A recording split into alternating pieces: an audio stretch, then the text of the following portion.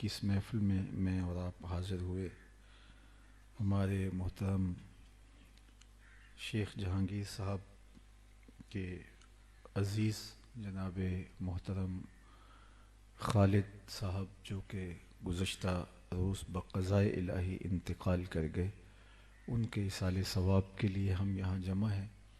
بارگاہ عزدی میں دعا ہے کہ اللہ انہیں کروٹ کروٹ جنت کی بہاریں عطا کرے اور ان کی قبر کو وسیع، کشادہ، منور، خوشبودار اور ٹھنڈا کرے۔ میں اور آپ اس دنیا پہ آئے ہیں اور ایک وقت گزار کے ایک اور جہان کی طرف کوچ کر جانا ہے۔ یہ دنیا 60 سال، 70 سال، 100 سال جتنا بھی مقسوم ہے، ہمارے لیے لکھا گیا وقت ہے، وہ ہم نے گزارنا ہے اور ایک ایسی زندگی کی طرف پلٹ جانا ہے جہاں کا نقطۂ انجام نہیں ہے۔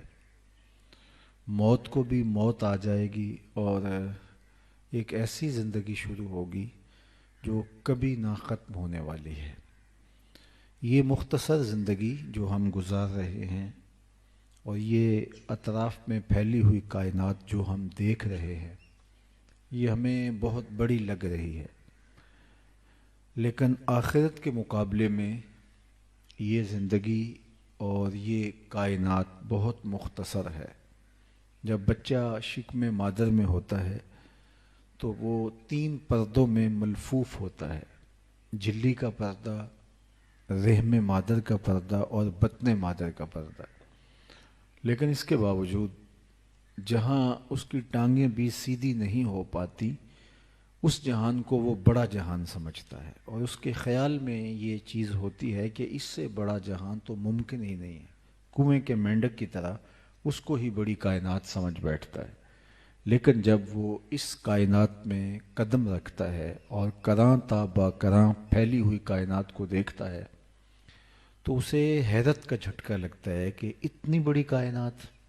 لیکن جوں اس کو اس دنیا کی سمجھ آنے لگتی ہے تو وہ ماضی کو بھولنا شروع ہو جاتا ہے۔ لیکن آج ہم تصور کر سکتے ہیں کہ ہم سب اس مختصر اور انتہائی چھوٹی کائنات کو ایک بڑا جہاں سمجھتے تھے، لیکن اب اس جہان کو ہم بڑا جہاں سمجھ بیٹھے۔ اس کے بعد ایک اور جہاں آنا ہے جو اس جہاں کے مقابلے میں اتنا بڑا ہے، اتنا وسعت مآب ہے اور اتنا طویل ہے کہ صرف اس کا جو پہلا دن ہے اس کے بارے میں قرآن نے کہا مقدارہ 50 الف سنہ، کہ اس کی مقدار 50,000 سال کے برابر ہوگی۔ 50 سال کے برابر نہیں، 50-100 سال کے برابر بھی نہیں، 50,000 سال کے برابر اس جہاں کا پہلا دن ہے۔ پھر اس کے بعد نہ ختم ہونے والی زندگی ہے، بلکہ حدیث پاک میں آتا ہے کہ جنت میں جنتیوں کو ایک کھٹکا سا ہوگا، خدشہ سا ہوگا کہ کہیں موت نہ آ جائے اور یہ سب لذتیں چھن نہ جائیں، اور جہنمیوں کو ایک موہوم سی امید ہوگی کہ کہیں موت آ جائے اور جان چھوٹ جائے۔ پھر مینڈے کی شکل میں حشر کے میدان میں موت کو لایا جائے گا اور جنتی جنت سے اور جہنمی جہنم سے یہ نظارہ دیکھ رہے ہوں گے، اور پھر موت کو ذبح کر دیا جائے گا۔ اب جنتی اتنے خوش ہوں گے کہ اگر موت کو موت نہ آئی ہوتی تو وہ خوشی سے مر جاتے، اور جہنمی اتنے دکھی ہوں گے کہ اگر موت کو موت نہ آئی ہوتی تو وہ صدمے سے مر جاتے۔ لیکن موت کو بھی موت آ چکی ہے، اب نہ ختم ہونے والی زندگی ہے۔ تو ہماری ایک شکم مادر کی زندگی ہے اور ایک یہ زندگی جو ہم گزار رہے ہیں، اور اس کے بعد ایک ایسی زندگی کہ جس کا نقطہ انجام نہیں ہے۔ اور یہ زندگی اس زندگی کے لیے ایک کمائی کا موسم کہہ لیجئے، بوائی کا موسم کہہ لیجئے، محنت اور مشقت کا زمانہ کہہ لیجئے۔ تو اس مختصر زندگی میں ہم نے اس زندگی کو کمانا ہے، اور وہ ہمیں اللہ تعالیٰ جل شانہ نے قوا دیے ہیں، ہوش و حواس عطا کیے ہیں، فہم و ادراک کا نور دیا ہے، اور ہماری ہدایت کے لیے کتابیں بھیجی ہیں، صحیفے اترے ہیں، پیغمبر نازل ہوئے ہیں، اور اللہ نے اس کائنات کو ہدایت کے بغیر ایک لمحہ بھی نہیں رکھا۔ اس کائنات کا پہلا انسان، پہلا پیغمبر بھی ہے، تاکہ انسان ہدایت سے کبھی محروم نہ رہے اور حجت نہ کر سکے کہ میرے تک ہدایت نہیں پہنچی۔ تو اب اس مختصر زندگی کو ہم نے اپنی آخرت کے لیے گزارنا ہے۔ اللہ کا شکر ہے میں اور آپ آخرت کا تصور رکھتے ہیں، اور وہی تصور جو ہمیں شریعت اسلامیہ نے دیا ہے، ورنہ دنیا کے اوپر 7-8 ارب بسنے والے انسانوں میں 17-18% لوگ ایسے ہیں جو آخرت کا تصور کیا مذہب سے ہی بیزار ہیں، اور بہت سارے لوگ ہیں کہ وہ آخرت کا تصور مبہم رکھتے ہیں۔ کئیوں کے ہاں آواگان کا تصور ہے، تناسخ کا تصور ہے، اور مختلف تصورات ہیں، اور اللہ نے ہمیں معاد کا، آخرت کا واضح غیر مبہم تصور حضور علیہ السلام کی وساطت سے عطا کیا ہے۔ اور اگر آپ قرآن مجید کا مطالعہ کرتے ہیں تو جس قدر زور اس پہ دیا گیا ہے آخرت کے تصور پہ اور معاد پہ، تو شاید آپ کو کم ہی جو ہے وہ کسی اور چیز پہ ملے گا، کیونکہ اس پر انحصار ہے ہماری زندگی کو منظم کرنے کا۔ مجھے اور آپ کو جب مواخذے کا یقین ہوگا تو ہماری زندگی خود بخود منظم ہو جائے گی۔ اور کفار مکہ جو سب سے زیادہ الجھے ہیں وہ عقیدہ آخرت پہ الجھے ہیں۔ وہ الوہیت کے قائل تھے، الہ کے قائل تھے، لیکن بتوں کو شریک مانتے تھے، لیکن سرے سے منکر نہیں تھے۔ اسی طرح وہ رسالت کے منکر نہیں تھے، رسالت کے انتصاب کا انکار کرتے تھے۔ یعنی وہ یہ نہیں کہتے تھے کہ رسول نہیں ہوا کرتے، جس طرح کہ ایسے لوگ ہیں جو سرے سے اس کا انکار کرتے ہیں کہ یہ ممکن نہیں ہے۔ وہ رسولوں کا اقرار کرتے تھے لیکن حضور کے ساتھ رسالت کے انتصاب کا انکار کرتے تھے۔ لیکن تیسری چیز اس پر تو وہ ڈٹ کے کہتے تھے یہ ہو ہی نہیں سکتا کہ ہم مرنے کے بعد دوبارہ اٹھائے جائیں، یہ ممکن نہیں ہے۔ اور وہ کہتے ہیں یہ بات سمجھ میں نہیں آتی کہ جب ہم مر جائیں گے، ہڈیاں خاک میں مل جائیں گی، تو دوبارہ کیسے ہم اٹھائے جائیں گے۔ نضر بن حارث ایک کافر تھا، وہ ایک قبرستان سے گزر رہا تھا تو وہاں ایک بوسیدہ سی ہڈی اس کے ہاتھ لگی۔ اس نے اس کو اٹھایا تو وہ اتنی بھربھری تھی کہ وہ اس کے ہاتھ کے لمس سے ہی جو ہے وہ گرنے لگے۔ تو اس نے سمجھا کہ یہ تو میرے ہاتھ بہت بڑی دلیل آئی ہے، تو وہ اٹھا کے حضور کی خدمت میں آ گیا اور اس ہڈی کو ہاتھ میں لے کے توڑتا ہے، اس کے ریزے زمین پہ گرتے ہیں، اور ساتھ کہتا ہے اس ہڈی کو کون زندہ کرے گا جو اتنی شکستہ ہو گئی ہے کہ میرے ہاتھ کے لمس کو بھی گوارا نہیں کر پا رہی۔ سورہ یاسین کا آخری رکوع ہے وَضَرَبَ لَنَا مَثَلًا وَنَسِیَ خَلْقَهُ، کہاوت بیان وہ کر رہا ہے جو اپنی تخلیق کو بھول گیا۔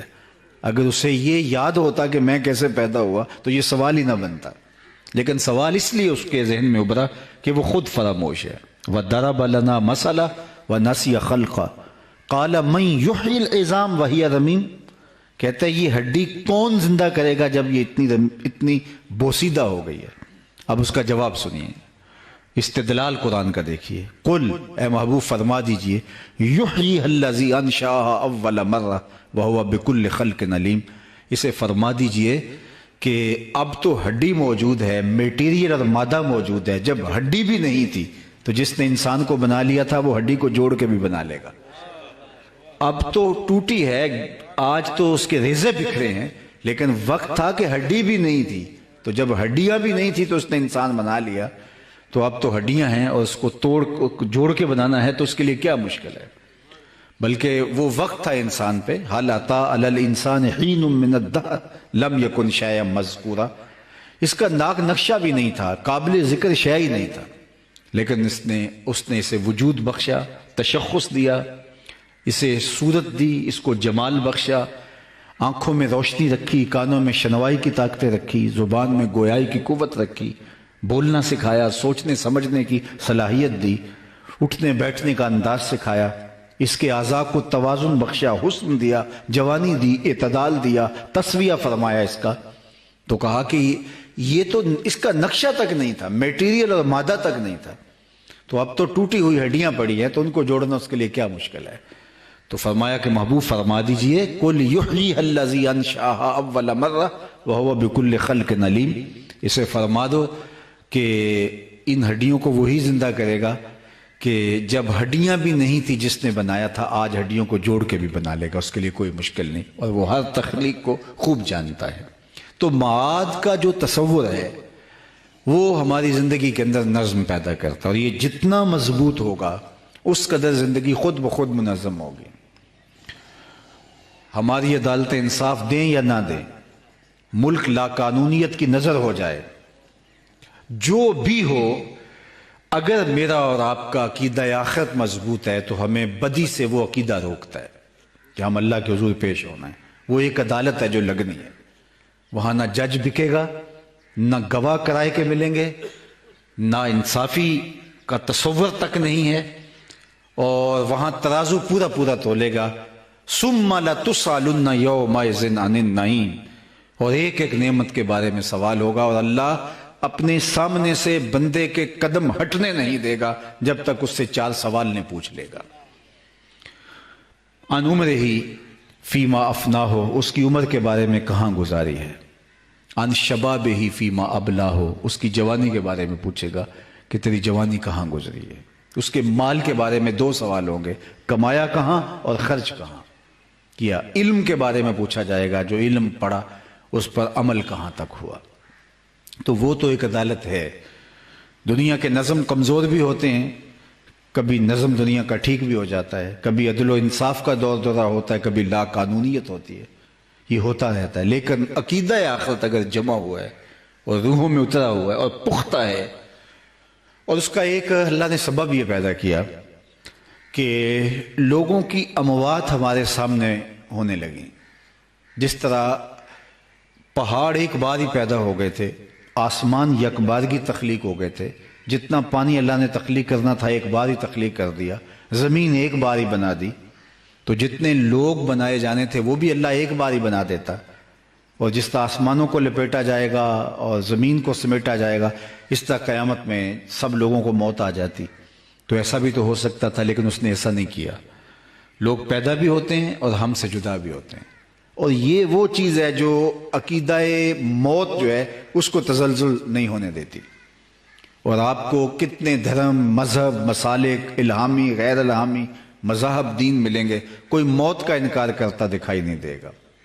حتیٰ کہ لوگ وجود باری کے منکر ہیں لیکن موت کا منکر کوئی نہیں، اس لیے کہ اپنی آنکھوں کے سامنے دیکھتے ہیں۔ موت ہے ہنگامہ آرا کلزم خاموش میں، ڈوب جاتے ہیں سفینے موج کی آغوش میں، اپنی آنکھوں کے سامنے ہم دیکھتے ہیں۔ اس لیے یہ اللہ نے ہمارے لیے ایک چیز رکھی ہوئی ہے۔ معاد کا انکار ہوتا ہے، موت کا انکار نہیں ہوتا۔ لیکن اگر موت بھی مخفی ہوتی، جس طرح ہم اپنی آنکھوں سے نہ دیکھ پاتے، تو معاد کی طرح لوگ موت کا بھی انکار کر دیتے۔ تو یہ چیز ہمیں منظم کرتی ہے کہ ہم نے ضرور اس دنیا سے چلے جانا ہے، یہاں بالآخر یہاں سے ہمارا کوچ ہونا ہے۔ اور دوسری بات اللہ نے یہ فرمائی کہ ہمارے لیے ہماری موت کے وقت کو مخفی رکھا، تاکہ ہر ساعت، ہر لمحہ ہم اس کی تیاری میں لگے رہیں، اور کسی وقت بھی پیغام اجل آ سکتا ہے، اور ہم جو ہے وہ جب بھی اس کا سندیسہ آئے، اس کا پیغام آئے، ہم اس وقت اپنے آپ کو تیار پائیں، چونکہ پھر ایک لمحہ بھی تقدم اور تاخر نہیں ہوگا۔ تو یہ ہماری سانسیں پگھلتی چلی جا رہی ہیں، لمحہ لمحہ ہم موت کے قریب ہو رہے ہیں۔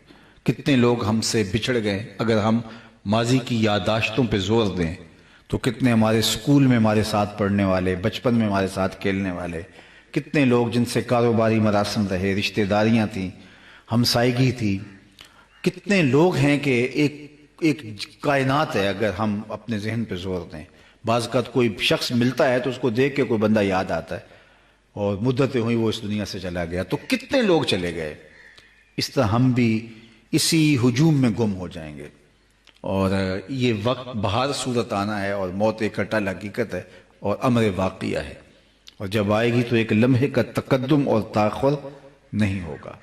تو جب یہ طے ہے اور ہم نے ایک ایسی عدالت میں پیش ہونا ہے، تو پھر مجھے اور آپ کو ہر لمحہ اپنے حساب کو بے باک رکھنا پڑے گا، اپنے معاملات کو تاک رکھنا پڑے گا، اور اس عدالت کی پیشی کے لیے ہمیں اپنی تیاری کرنا ہوگی۔ حضرت سری سختی رضی اللہ تعالیٰ عنہ جلیل القدر بزرگ گزرے ہیں، وہ فرماتے ہیں میں تو اس بات سے ڈرتا ہوں کہ اپنے رب کا سامنا ہی کیسے کروں گا، باقی باتیں تو بعد کی بات ہیں، حساب کھلیں گے، نامہ اعمال کھلے گا، میں تو اس بات سے خوف زدہ ہوں کہ سامنا کیسے کروں گا۔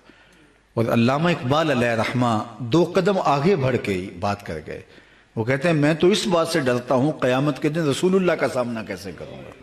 تو غنی از ہر دو عالم من فقیر. اللہ اکبر. کہتے ہیں اللہ تو غنی ہے اور میں فقیر ہوں، تو روز قیامت میرے اعمال کو نہ کھولا جائے، مجھے یوں ہی معاف کر دیا جائے. اور اگر میرا نامہ اعمال کھولنا ضروری ہوا تو میری یہ گزارش ہے، از نگاہ مصطفیٰ پنہا بغیر، حضور کی نگاہوں سے میرا نامہ اعمال اوجھل رکھا جائے. اللہ اکبر. تو یہ وہ تصور ہے معاد کا، آخرت کا، اللہ کے حضور پیش ہونے کا، کہ جو مجھے اور آپ کو منظم رکھتا ہے. اور یہ جتنا مستحضر رہے، جتنا ہمارے خیال کے اوپر طاری رہے، اس قدر ہی ہماری زندگی منظم رہتی ہے. لیکن جب غفلت آنے لگتی ہے تو پھر ہم گناہوں کی دنیا میں پھنس جاتے ہیں. اسی لیے حضور نے فرمایا لذتوں کو توڑنے والی کو یاد کیا کرو. عرض کی یا رسول اللہ لذتوں کو توڑنے والی کیا ہے؟ قالا الموت. فرمایا موت. موت لذتوں کو توڑتی ہے، خواہشات کی بیخ کو نہیں کرتی ہے. تو یہ ایک تصور ہے جو ہمیں عطا کیا گیا، اور ہمارے سامنے ہمارے اپنے لوگ، ہمارے ہمسائے دوست، ان کے جنازے اٹھتے رہتے ہیں. حضرت یعقوب علیہ السلام اللہ کے جلیل القدر پیغمبر گزرے. انہوں نے اسرائیل سے عہد لیا ہوا تھا کہ میری روح قبض کرنے کے لیے اچانک نہیں آنا، پہلے کوئی قاصد بھیج دینا تاکہ میں موت کی تیاری کر لوں. تو انہوں نے وعدہ کر لیا. پیغمبروں سے وعدے ہو سکتے ہیں. تو ایک دن حضرت اسرائیل حاضر ہوئے تو پوچھا کیسے آنا ہوا؟ کہا قبض روح کے لیے آیا ہو.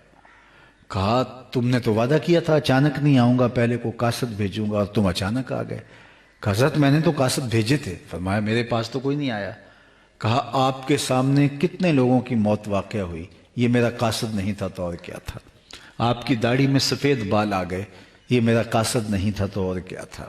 آپ کی کمر میں جب خم آتا ہے، یادداشت کھونے لگتی ہے، طبیعت میں اضمحلال پیدا ہونے لگتا ہے، چلتے ہوئے ٹھوکریں لگتی ہیں، بولتے ہوئے لکنت آنے لگتی ہے، نظر کم پڑنے لگتی ہے، تو سمجھ لو کہ پیغام موت آ گیا ہے.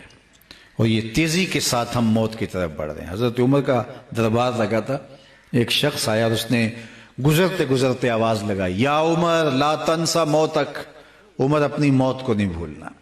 دربار سجائے بیٹھے ہو، موت کو بھی یاد رکھنا. اللہ اکبر. حضرت عمر نے اس کو بلایا، کہا اگر تو روزانہ گزرتے کیا جایا کرے تو میں تیرا شکر گزار ہوں گا. وہ روزانہ گزرتا اور کہتا عمر موت کو نہیں بھولنا. اور آپ اس کو بلا کر کے کچھ مشاہرہ بھی دیتے، کچھ خدمت بھی کر دیتے کہ تیری مہربانی. ایک دن وہ آیا، اس نے صدا لگائی تو فرمایا آج کے بعد نہیں آنا. اس نے کہا کوئی اور آنے لگا ہے؟ فرمایا نہیں. تذکیر موت کی ضرورت نہیں رہی؟ فرمایا نہیں. تو پھر مجھے کیوں چھٹی دی جا رہی ہے؟ تو جناب عمر روئے اور یوں آپ نے اپنی داڑھی کو ہاتھ میں پکڑا اور 2 بال الگ کیے، وہ سفید ہو چکے تھے. کہا میاں اب یہ 2 بال میری داڑھی میں سفید آ گئے ہیں، اب تیرے آنے کی ضرورت نہیں، یہ مجھے خود ہی بتاتے رہیں گے. ہماری تو پوری داڑھی بھی سفید ہو جائے. میاں صاحب نے کہا تھا ہڈیاں کمبن گوڈے کھڑکن تے اڑ گیا لک تیرا، اجے بھی بدیوں باز نہ آئیں جیو مرد دلیرا. فما اصبرہم علی النار. اللہ فرماتا لوگوں کا آگ پر کتنا حوصلہ ہے، کتنی ڈٹائی سے کہہ دے اور دیکھ لیں گے. بلکہ ایک جملہ ہے، اور یہ جملہ جو ہے وہ سراسر جو ہے وہ کفریہ جملہ ہے، یہ جہاں مٹھا گلا کس نے ڈٹا.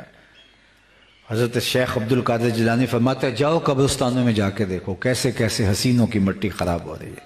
جو بدن پہ چٹکی مٹی نہیں پڑنے دیتے تھے، آج ان کے کفن بھی تار تار ہو گئے. اللہ اکبر. خیر کنے فلاں و غنیمت شمار عمر زاں کے بیشتر بانگ برآید کے فلاں نمان. سعدی کہتے ہیں زندگی کو حزم و احتیاط سے گزار اور اعمال صالحہ کا ذخیرہ جمع کر لے، اس سے قبل کہ آواز گونجنے لگے کہ لوگوں فلاں بھی چلا گیا. اور یہ وقت آنے والا ہے اور یہ تیزی کے ساتھ ہماری طرف وقت بڑھ رہا ہے. زندگی موت، بلکہ حضرت علی المرتضیٰ فرماتے ہیں یہ ہمارے جو قدم ہیں، جو سانس ہیں، یہ موت کی طرف اٹھتے ہوئے قدم ہیں. ہم تو یہ سمجھتے ہیں ہم بڑے ہو رہے ہیں لیکن چھوٹے ہو رہے ہیں. اتنا وقت ہماری زندگی سے منہا ہوتا ہے جتنی سانسیں لیتے چلے جاتے ہیں. قرآن نے جو کہا نا ان الانسان لفی خسر، بے شک انسان خسارے میں. تو ایک بزرگ فرماتے ہیں مجھے اس کی سمجھ نہیں آتی تھی کہ انسان خسارے میں کیسے ہے. آج سے 40-50 سال پیچھے چلے جائیں تو یہ آسودگیاں جو آج ہمیں میسر ہمیں تھیں، کہاں وہ گھاس پھونس کے جھونپڑے اور کہاں عالی نصب گھر. کہاں وہ کچی سڑکیں اور آج تارکول بچھی سڑکیں، عالی نصب پلازے، لشکار مارتی مارکیٹیں، زندگی کا حسن انسان نے کشید کر لیا ہے۔ انسان کہتا ہے میں تو خسارے میں نہیں ہوں۔ کہاں پینے کو مجھے صاف پانی بھی میسر نہیں تھا اور آج اتنے مشروبات ہیں کہ کیا بات ہے۔ کھانے کو نان شبینہ بھی میسر نہیں تھا اور آج ٹیبل پہ اتنے کھانے ہیں کہ کس کو کھائیں کس کو چھوڑیں، انتخاب مشکل ہوتا ہے۔ ایک لباس میں لوگ زندگیاں کاٹ دیتے تھے اور آج اتنے لباس ہیں، موسم بدل جاتا ہے لیکن لباس بدلنے کی باری نہیں آتی۔ انسان کہتا ہے میں تو خسارے میں نہیں ہوں، میرے ٹور ٹپے دیکھو، میں چرخ پہ جھولتا ہوں، ہواؤں میں اڑتا ہوں، میری زندگی کا جمال دیکھیے، میری زندگی کے تنتنے دیکھیے، لیکن میرا رب کہتا ہے کہ نہیں، انسان خسارے میں ہے۔ تو وہ کہتے ہیں مجھے سمجھ نہیں آتی تھی کہ انسان خسارے میں کیسے، انسان تو اوپر جا رہا ہے، اس نے کیا کیا ایجاد کر لیا۔ تو سمرقند کے بازار سے گزر رہا تھا تو وہاں ایک بندے نے پھٹے کے اوپر برف لگائی ہوئی تھی اور ساتھ آواز لگا رہا تھا، اور آواز کیا لگا تھا؟ ارحمو ارحمو علی من یذوب راس مالہ، اور گزرنے والوں میرے پہ ترس کھاؤ، مجھ سے برف لیتے جاؤ، میں ایسا تاجر ہوں جس کا راس المال پگھلتا جا رہا ہے۔ چونکہ برف ایک ایسا سودا ہے جو گاہک کا انتظار نہیں کرتا۔ آپ کوئی اور چیز بیچتے ہو، کپڑا بیچتے ہو، آج گاہک نہیں ہو سکتا کل 2 روپے اوپر چلا جائے۔ آپ پیٹرول بیچتے ہو سکتا ہے 6 روپے اوپر چلا جائے، 10 روپے اوپر چلا جائے، آپ پڑے پڑے کروڑوں کے فائدے میں چلے جائیں۔ لیکن برف ایک ایسا سودا ہے، آج اگر گاہک نہیں آیا، آج تو کل مہنگی بھی ہوگی تو کل برف ہی نہیں ہوگی۔ تو وہ پھٹے پہ رکھ کے برف بیچ رہا تھا اور کہتا ہے لوگوں میرے پہ رحم کھاؤ، مجھ سے برف لیتے جاؤ، میں ایسا تاجر ہوں جس کا راس المال پگھلتا جا رہا ہے۔ جب اس نے آواز لگائی تو کہتا ہے مجھے سمجھ آ گئی، اور میں آگے بڑھا، میں نے کہا مجھے ان الانسان لفی خسر کا ترجمہ آ جائے، اس کا مفہوم آج سمجھ میں ہے۔ جس طرح تیری برف پگھل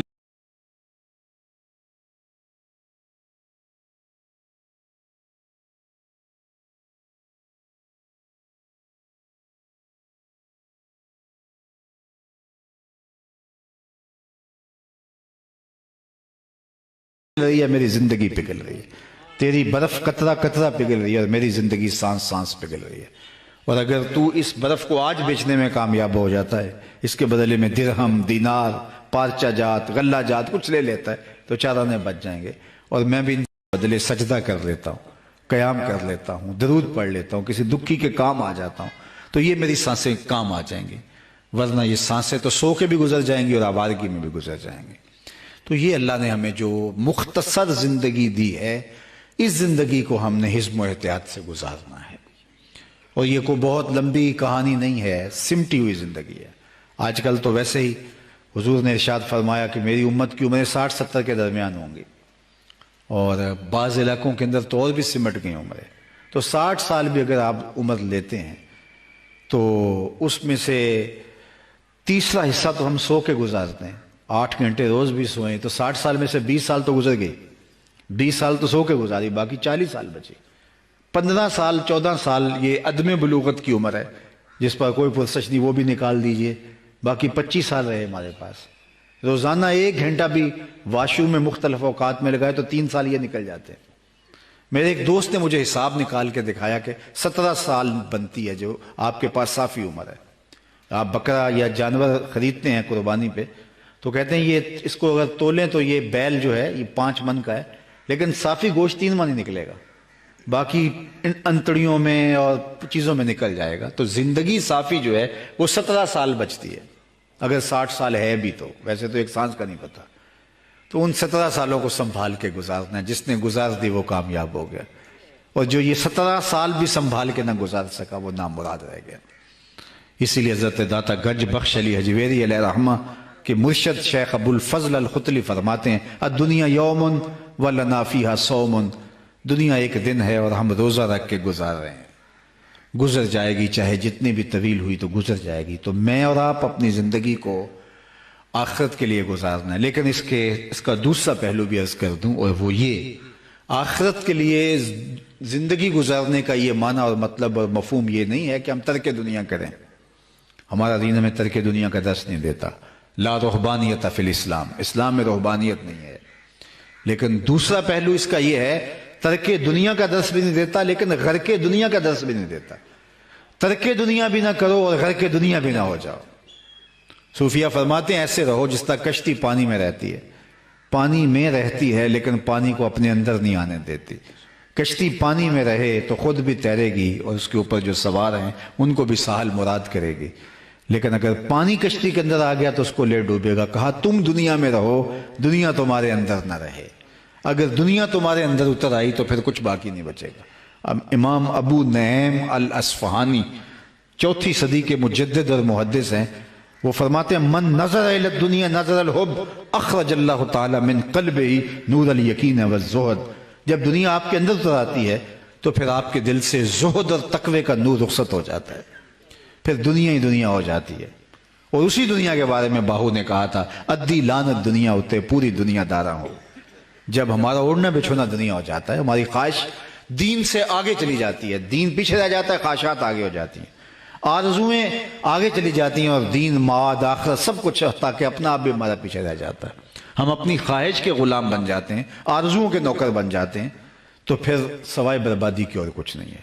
تو اس مختصر زندگی کو اس طرح سے گزارنا ہے کہ اس زندگی کو اللہ اس کے رسول کے حکام کے دائرے اور سائے میں گزارنا ہے، تو ہماری دنیا بھی نہیں بگڑتی۔ ہم جو کھیتی بوتے ہیں اور اس میں جو چڑیاں آ کے چگ جاتی ہیں تو وہ بھی ہمارے نامہ اعمال میں صدقہ لکھا جاتا ہے۔ ہم جو اپنی بیوی کے منہ میں لا کے جو ہے وہ کوئی چیز برگر کھلا دیتے ہیں یا کچھ اور، ما وعدہ فی امرا فہی صدقہ، فرمایا جو تم جا کے اپنی بیوی کو دیتے ہو اس سے وہ خوش ہو جاتی ہے، تمہارے نامہ اعمال کے اندر وہ بھی صدقہ لکھا جاتا ہے۔ یعنی تمہارا دین سراسر جو ہے وہ تمہاری تمام ضروریات کا کفیل ہے۔ تو دین کا مطلب یہ بھی نہیں ہے کہ ترک دنیا کر دیا جائے۔ 3 چیزیں فرمایا آدمی کی خوش بختی سے ہیں: اچھا مکان، الدار الواسع، کشادہ مکان۔ دوسری بات فرمائی کہ المرکب الحنی، کہ اچھی سواری، اور تیسرا فرمایا کہ المرأۃ الصالحہ، نیک بیوی۔ تو یہ دنیا کی چیز، اور دنیا فرمایا متاع ہے، اور اس کی بہترین متاع نیک اور صالحہ بیوی ہے۔ تو اسلام ترک دنیا کا درس تھوڑا دیتا ہے۔ اللہ کے محبوب علیہ السلام نے ایک صحابی کو دیکھا کہ وہ چوزے کی طرح کمزور ہے۔ حدیث میں اس کی کمزوری کو بیان کرنے کے لیے استعارتاً استعمال کیا گیا کہ وہ چوزے کی طرح کمزور ہے۔ تو فرمایا کہ تو اللہ سے کوئی دعا مانگی تھی؟ اس نے کہا جی میں نے اللہ سے دعا مانگی تھی، شاید وہ قبول ہو گئی۔ کیا دعا مانگی تھی؟